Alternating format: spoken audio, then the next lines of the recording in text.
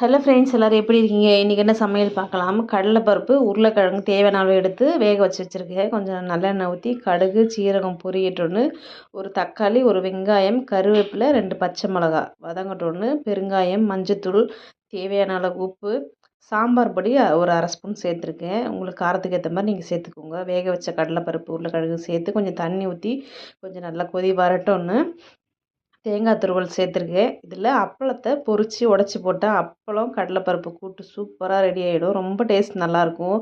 டிஃபனுக்குமே வச்சு சாப்பிட்லாம், சாதத்துக்குமே நல்லாயிருக்குங்க. குழந்தைங்களுக்கெல்லாம் இந்த மாதிரி நிறைய ப்ரோட்டீன் இந்த மாதிரி பருப்பெல்லாம் கொடுக்குறது. சாம்பாருக்கு பதில் இது வச்சா கொஞ்சம் டிஃப்ரெண்ட்டாக இருக்கும்.